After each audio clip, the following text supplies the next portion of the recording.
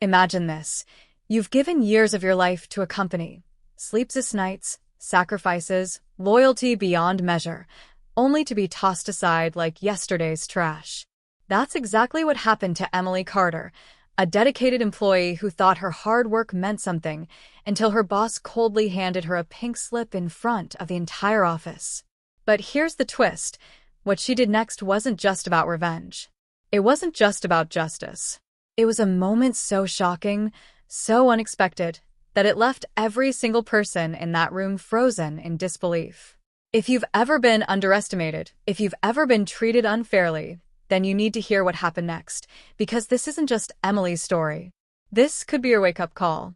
Now, I know what you're thinking. Another workplace drama? But trust me, this isn't your typical employee quits in a blaze of glory story.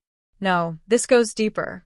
This is about power, about secrets, and about what happens when someone pushed to the edge finally decides to push back. And here's the thing, you're not just watching this unfold. You're part of it. Because by the end of this video, you'll have the answer to the question burning in your mind right now. What did she do? And more importantly, could you do the same? Let's rewind. Emily wasn't just any employee. She was the backbone of Sterling and Grant, a high-powered marketing firm where the bosses lived in luxury while the workers drowned in unpaid overtime. She was the one who stayed late, who fixed mistakes she didn't make, who smiled while her toxic manager, Daniel Reeves, took credit for her ideas. Sound familiar? That's because you've probably been there too. That knot in your stomach when you're treated unfairly? That voice in your head screaming this isn't right? Emily ignored that voice until the day she couldn't anymore. The firing was brutal. No warning. No respect. Just Daniel smugly sliding her termination papers across the table, saying the company was going in a different direction. But here's what he didn't know. Emily had been documenting everything. Every lie. Every stolen idea. Every illegal overtime demand. And when she reached into her bag and pulled out one single piece of paper, the entire room fell silent. Because this wasn't a resignation letter. This wasn't a plea for mercy. This was a weapon. And with one sentence, Emily turned the tables in a way nobody saw coming. So what was on that paper? What could possibly make a powerful CEO like Daniel Reeves go pale in an instant? Well, that's where things get really interesting.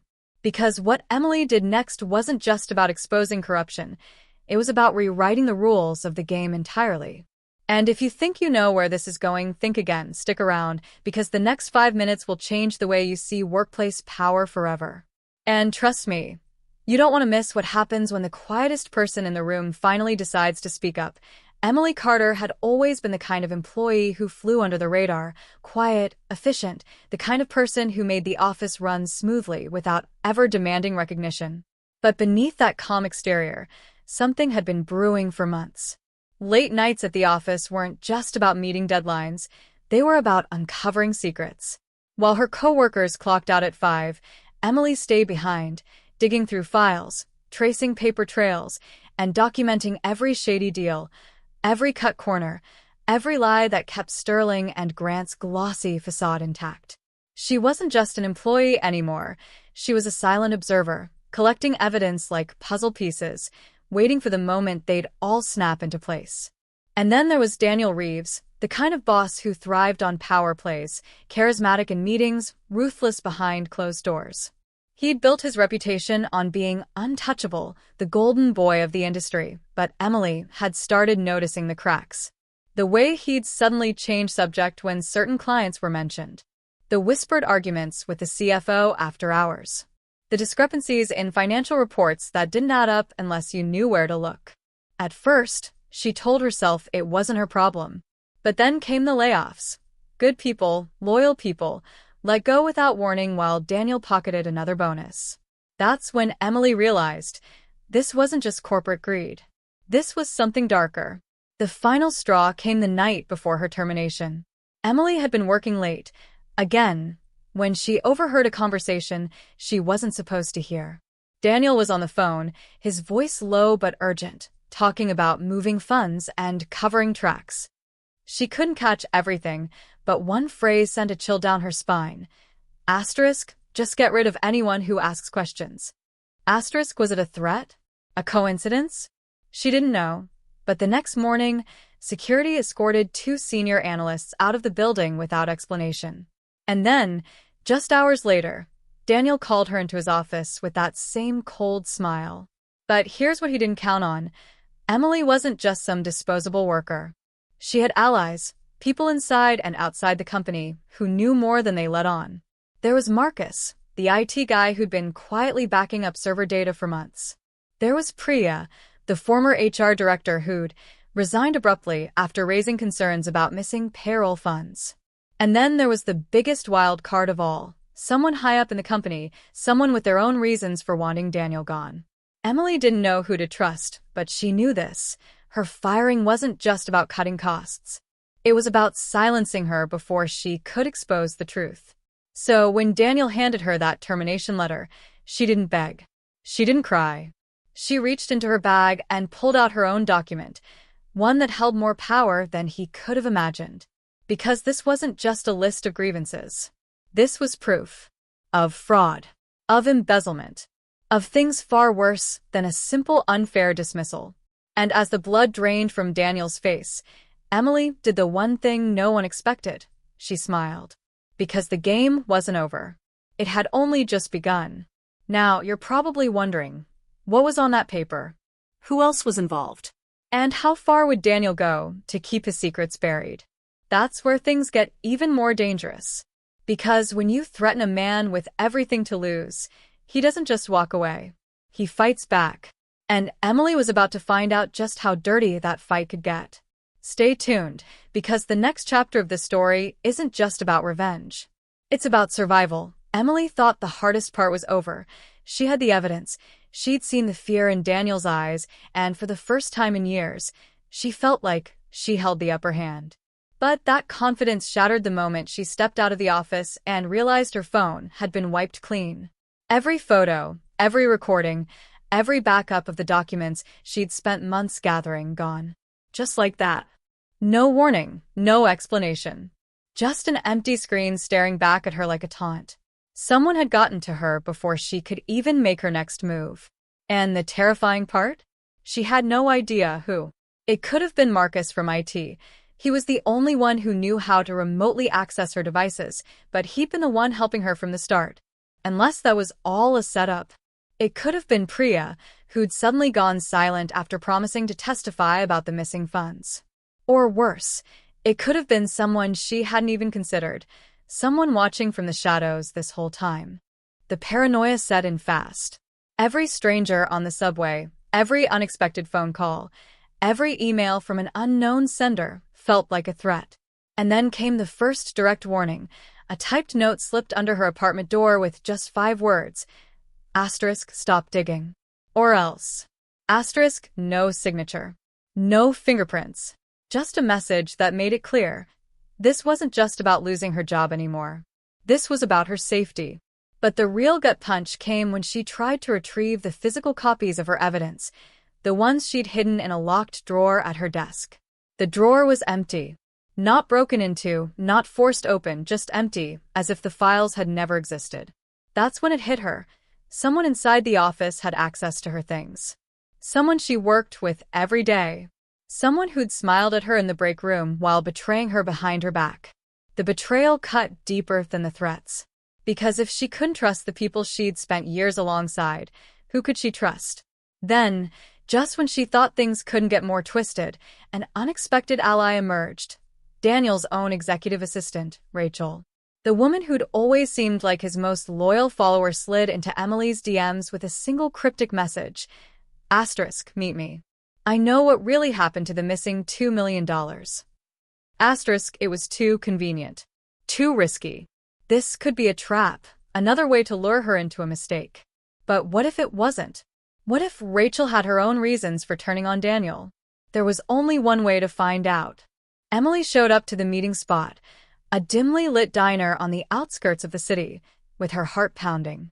Rachel was already there, her usual polished demeanor replaced by something edgier, more desperate. She didn't waste time. Daniel's not working alone, she whispered, sliding a flash drive across the table. Asterisk, and the money? It was never just about greed. It was about covering up something much worse. Asterisk before Emily could ask what that meant, Rachel's phone buzzed. Her face went pale. "They know I'm here," she muttered, already standing. Asterisk don't trust anyone. Not even the police. Asterisk, and then she was gone, vanishing into the night like a ghost, leaving Emily alone with the flash drive and a chilling realization. Whatever she was about to uncover was bigger than she ever imagined. She rushed home, locked the door, and plugged in the drive, only to find a single video file. The moment she hit play, her blood ran cold. Because there, clear as day, was footage of Daniel, not just stealing company funds, but handing them off to someone else. Someone in a position of real power. Someone whose face she recognized instantly. And that's when the screen cut to black. Her laptop died. The lights in her apartment flickered. And from somewhere outside, a car engine roared to life, idling right in front of her building. Waiting. Watching. She was closer to the truth than ever before. But now? Now they knew it too. Emily's hands shook as she fumbled with the dead laptop, her mind racing faster than her fingers could reboot the screen. The flash drive was still plugged in, but whatever had just happened wasn't a coincidence. It was a warning, a digital strike meant to paralyze her before she could see the rest. But just as her laptop finally flickered back to life, her phone buzzed violently with a call from an unknown number. The voice on the other end wasn't Rachel's. It wasn't Daniel's. It was her younger brother, Jake, his words rushed and uneven, like he was running while he spoke. Asterisk, Emily, listen to me. Someone just came to my apartment asking about you. They knew things. Private things. They said if you don't back off, they'll make sure neither of us. Asterisk, the line cut abruptly, replaced by a dial tone so final it felt like a gunshot. Jake wasn't supposed to be part of this. He worked construction, lived 3 states away, and had zero connection to Sterling and Grant, or so she thought. But as she replayed his panicked words, a sickening realization settled in. They weren't just watching her anymore. They'd dug into her family, found her weakest point, and now they were using it to corner her. She dialed Jake back again and again, but his phone went straight to voicemail every time. No texts. No social media activity. Just silence. And then, like a punch to the gut, she remembered. Jake had visited her last month, crashing on her couch for a weekend while he was in town for a job interview. Had he overheard something? Seen something? Or worse, had she accidentally dragged him into this without even realizing it? The flash drive's video file was corrupted now, glitching in and out like a dying signal, but one frame froze long enough to sear itself into her memory. Daniel, yes, but also a hand, ring finger adorned with a distinctive silver band, reaching out to take the briefcase of cash. She'd seen that ring before. Recently. But where? The answer hit her like a freight train when she scrolled through her camera roll, her thumb freezing on a photo from last month's company retreat. There, in the background of a group shot, was the CFO, Ian Cole, laughing with a drink in hand, and on his finger, that same damn ring. But Ian wasn't just the CFO. He was the one who'd signed off on her termination paperwork. The one who'd randomly audited her department weeks before the layoffs. The one who'd always been a little too friendly with Daniel, a little too quick to dismiss employee complaints. If he was involved, this wasn't just embezzlement, it was systemic, a rot that went straight to the top. And yet, something still didn't fit. Because the money Rachel mentioned, the missing $2 million, wasn't just pocket change for a guy like Ian. It was the kind of cash that bought silence. The kind that buried bodies. Emily's thoughts were spiraling when her email pinged with a new message from an anonymous sender. No subject line. Just an attachment, a scanned page from what looked like an old police report, dated 2 years ago, the same month Sterling and Grant had quietly settled a wrongful death lawsuit with the family of a junior analyst who'd supposedly jumped from her apartment balcony. The report was heavily redacted, but one line stood out in stark clarity. Asterisk, decedent's personal laptop and phone were never recovered. Her breath caught. Because that analyst? She'd worked directly under Ian. And now, as Emily zoomed in on the blurred signature at the bottom of the report, She recognized the name of the detective who'd closed the case, a name she'd seen earlier today on the business card tucked into Rachel's desk drawer. The pieces were there, but the picture they formed was impossible. Because if Rachel had ties to the police, if Ian was dirty, if Daniel was just the frontman for something far darker, then Jake's disappearance wasn't a warning. It was a blueprint, and Emily was standing right where they wanted her, alone, backed into a corner, and one wrong move away from becoming the next suicide. But they'd made one fatal mistake. They'd forgotten who they were dealing with. Because Emily wasn't just some scared employee anymore. She was the woman who'd spent months documenting their every move. And somewhere, buried in the chaos, the threats, the lies, was the one piece of evidence they hadn't found yet. The one that could burn their whole empire to the ground. She just had to stay alive long enough to use it. Emily had spent days running from shadows, piecing together fragments of a conspiracy that seemed to grow darker with every clue, until a night, she found the envelope taped to the underside of her kitchen sink. No note, just a single key and an address scribbled in handwriting she recognized instantly. Her father's. The same father who died in a car accident 5 years ago. The same father who, according to the police report, had been drunk behind the wheel when his car veered off the bridge. Except the key in her hand matched the logo of Sterling and Grant's private archives, and the address led to a storage unit she'd never heard of, one rented under her name 6 months before she'd even been fired. The storage unit smelled of dust and old paper, but what waited inside wasn't just evidence. It was a confession. Boxes of her father's old files, meticulously organized, detailing a whistleblower case he'd been building against Sterling and Grant years before his death. Financial fraud. Insider trading.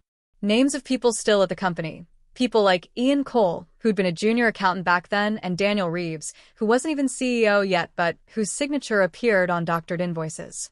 And, at the bottom of the last box, a sealed envelope with her name on it. Inside, a single sentence in her father's shaky script. Asterisk, if you're reading this, they killed me too. The room spun. Her father hadn't been drunk that night. He'd been murdered. And Sterling and Grant hadn't just stolen money. They'd been covering up a decades-old conspiracy, one her father had tried to expose. One she'd unknowingly stepped into the moment she'd been hired. But the real gut punch came when she flipped through his old notebook and found a photo tucked between the pages. A younger version of her father standing beside Rachel's mother at some corporate event, their arms linked like old friends. Rachel hadn't reached out to help Emily out of guilt or justice. She'd known exactly who Emily was from the start. And then the text started coming. First from Marcus. Asterisk, they're watching your apartment. Don't go home. Asterisk then, from a number she didn't recognize. Asterisk, the police report was fake. Your brother's safe. For now. Asterisk, and finally, from Daniel himself, not a threat, not a demand, but a plea. Asterisk, meet me alone. I'll tell you what really happened to your dad. Every instinct screamed it was a trap. But as Emily stared at her father's handwriting, at the proof that this went so much deeper than she'd ever imagined, she realized the truth. She'd never been the hunter in this story. She'd been the bait. And the people she thought were her enemies? They were just pawns in a game someone else had started long before she was even a player. The question wasn't whether she'd walk into that meeting. It was whether she'd walk out alive. The weight of her father's files pressed against Emily's chest as she stood in the dim glow of a flickering streetlight outside the abandoned warehouse Daniel had chosen for their meeting.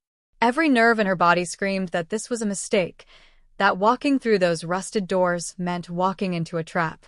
But the photo she'd found in the storage unit changed everything. It wasn't just a grainy snapshot of her father and Rachel's mother. It was a receipt from a diner dated the night before his car accident, with 2 names scribbled on the back, Daniel and asterisk Ian, final warning. Asterisk, they hadn't just killed him. They'd planned it. And now, after years of grieving a man she thought had died because of his own mistakes, she needed to hear Daniel say it out loud. She needed to look him in the eye when he admitted what they'd done.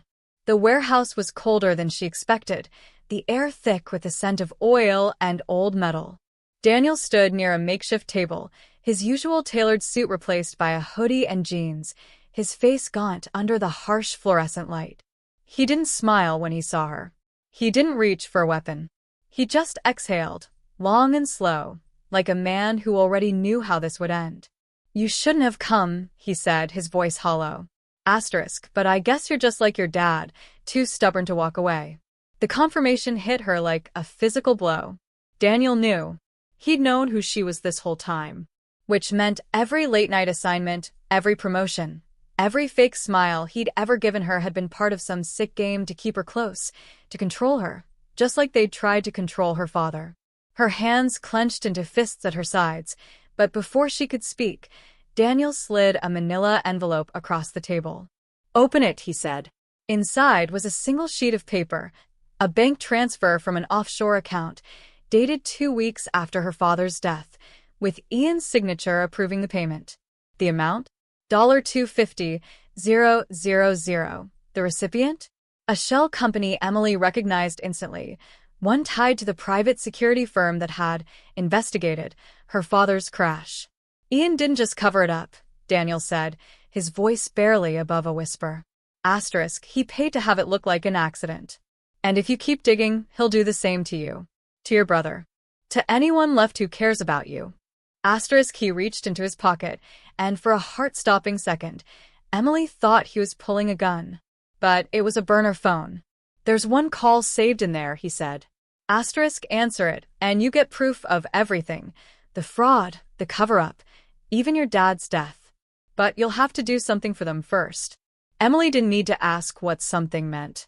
She'd seen enough crime dramas to know how this worked. They wanted her to become part of the machine, to help them bury the truth deeper in exchange for her survival. But the worst part? For the first time since this nightmare began, she hesitated. Because the phone wasn't just a lifeline, it was a test. And the voice on the other end, when she finally pressed call, wasn't Ian's. It was Rachel's. "Emily," Rachel said, her tone eerily calm. You need to listen carefully. Your brother's safe, but he won't stay that way unless you do exactly what I say. There's a file your father hid, one even Daniel doesn't know about. Bring it to me by midnight, and Jake walks away. Refuse, and well, let's just say history has a way of repeating itself." The line went dead. Daniel's face paled. And Emily realized, with a sinking dread, that she'd been wrong about everything. Rachel wasn't a reluctant ally. She wasn't even a pawn. She was the one pulling the strings, and she'd been waiting for Emily to find that storage unit all along. Now, with the clock ticking and her brother's life on the line, Emily faced an impossible choice: hand over the only leverage she had left, or risk losing the last family she had left. But as she clutched the burner phone, one terrible thought refused to leave her mind. What if the file Rachel wanted wasn't just proof of the past? What if it was a weapon? Emily's fingers trembled as she tore through the remaining files in the storage unit, the musty air thick with the weight of decades-old secrets. The deeper she dug, the clearer it became. This wasn't just about her father or stolen money or even a single cover-up. The documents in her hands painted a sprawling web of corruption that stretched far beyond Sterling and Grant, implicating politicians, law enforcement, and names she recognized from the nightly news. Her father hadn't just stumbled onto corporate fraud. He'd uncovered an entire shadow network operating in plain sight, with Sterling and Grant serving as the money laundering front. And the most chilling detail? The system was designed to eliminate threats quietly, efficiently, through accidents like her father's, through silenced whistleblowers, through entire lives erased under layers of bureaucratic paperwork. The burner phone buzzed again. Rachel, impatient. TikTok Emily. You have until midnight, but your brother doesn't know that. Attached was a photo of Jake, blindfolded, in the back seat of a moving car. Emily's stomach lurched. She'd underestimated Rachel from the start, assuming her alliance with Daniel and Ian was about greed or ambition. But the files told a different story. Rachel's mother hadn't just worked with Emily's father. She'd been his original informant, the one who'd fed him the first pieces of the puzzle. And when she'd threatened to go public, she'd vanished without a trace 3 days later, ruled a suicide. Rachel hadn't been trying to help Emily expose the truth. She'd been using her to finish what her mother started, a revenge years in the making. Emily slammed the storage unit shut, the metal door echoing like a gunshot in the empty lot. She had one card left to play, the encrypted hard drive her father had hidden inside a hollowed-out accounting manual labeled only with coordinates. It was the one piece of the puzzle Rachel didn't know existed. But getting to it meant walking back into Sterling and Grant's headquarters, now crawling with private security after hours, and accessing a server room that required Ian's biometric scan. Impossible, unless... Her phone lit up with an incoming call from Marcus. They took Jake to the old waterfront docks. He panted, voice raw with panic.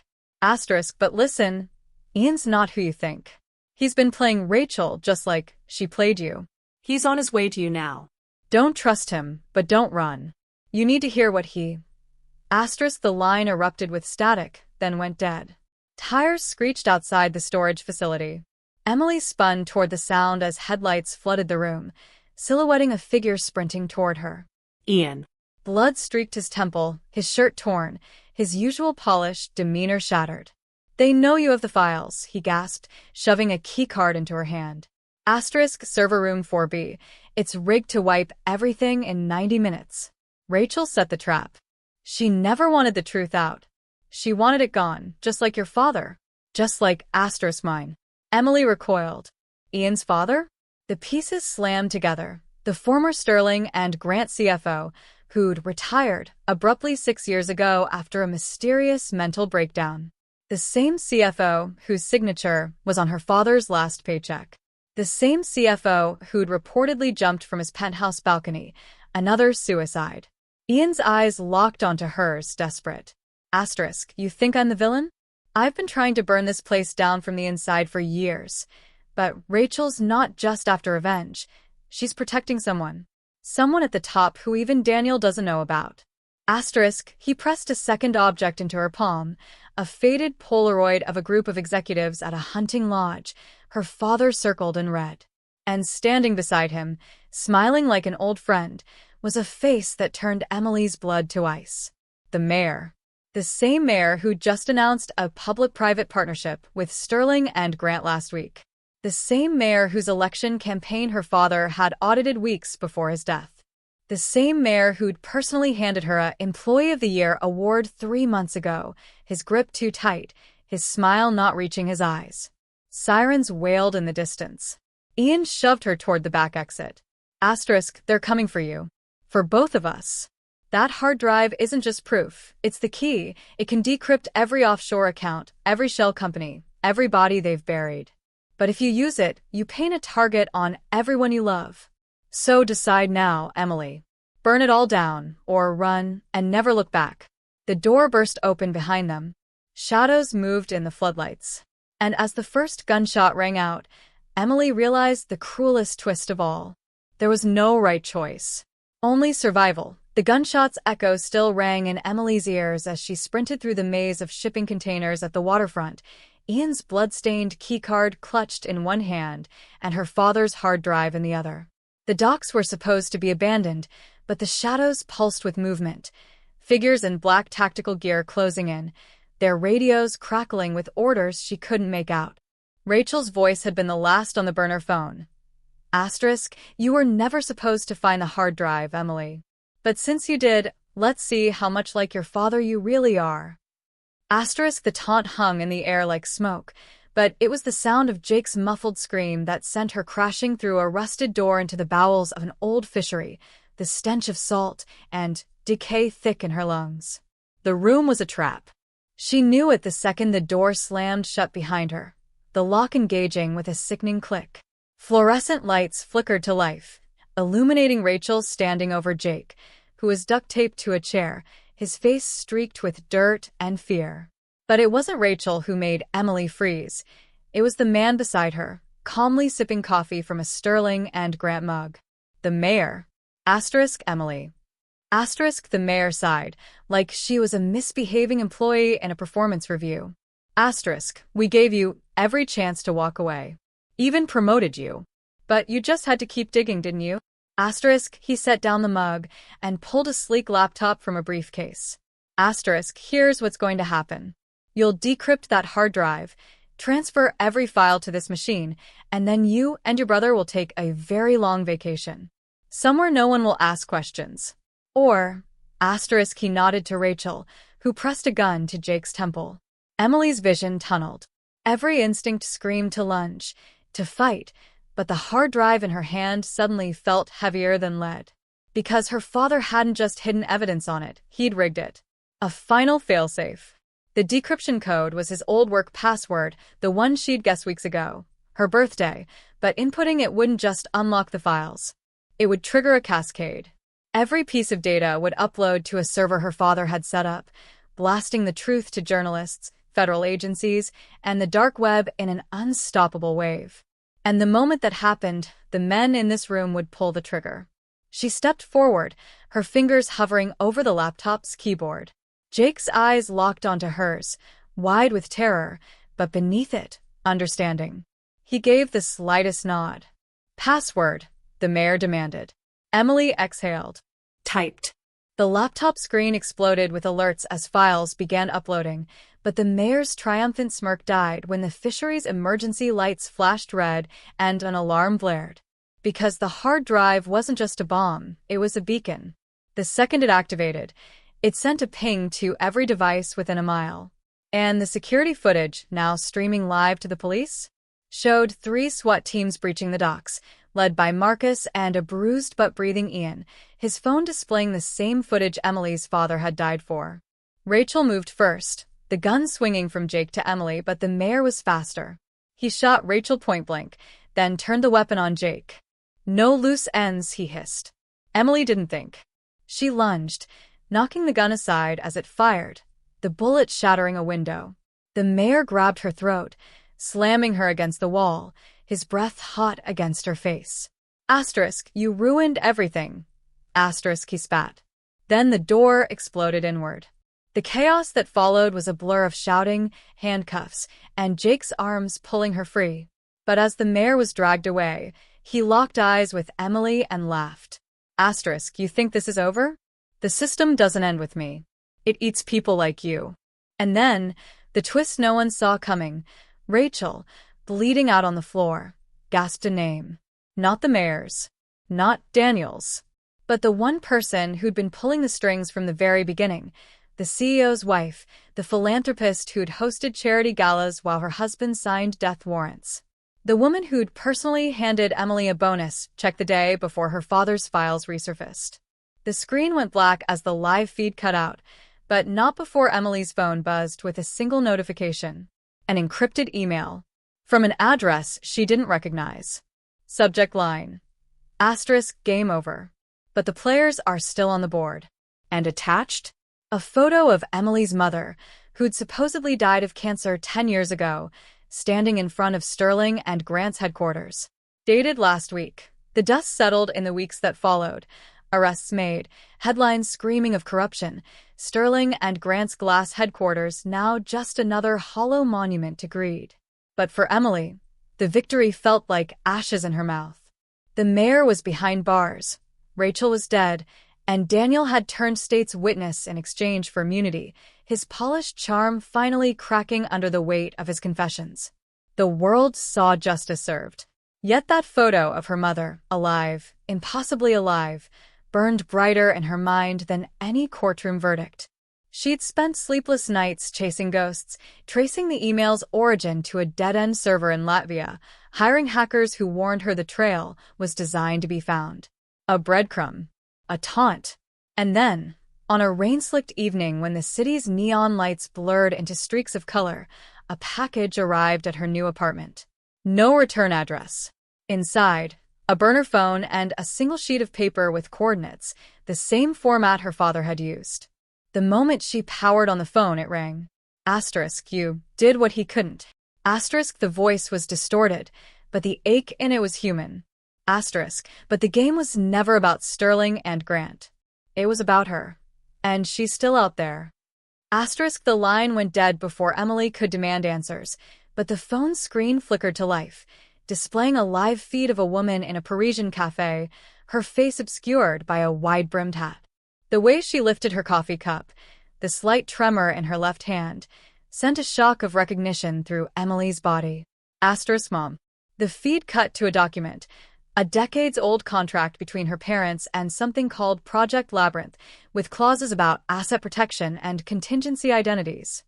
Her father hadn't just been a whistleblower. He'd been part of them until he tried to burn it down. And her mother? She hadn't died. She'd vanished. To protect them? To betray them? The truth was a hall of mirrors, and every reflection led to another question. Emily sat on the floor of her empty apartment, the city's noise fading into white noise. Jake was safe, starting over in another state with a new name. Ian had disappeared into witness protection. The world had moved on. But as she stared at the coordinates on that paper, a small town in Norway, she realized this wasn't an ending. It was a choice. Chase the ghost of the woman who'd left her behind, or walk away and finally be free. The camera feed flickered back on. The woman in the hat turned, as if sensing Emily's gaze across continents, and for one heart-stopping second, their eyes met through the screen. Then the feed died, leaving only Emily's fractured reflection in the dark glass. She packed one bag, left the apartment key on the counter, and as the door clicked shut behind her, the last frame of the video played on a loop in her mind. Not the woman's face, but what lay on the cafe table beside her coffee cup. A Sterling and Grant business card, freshly printed, with a name Emily didn't recognize, and a title that changed everything. Asterisk, Director of Special Projects. Fade to black.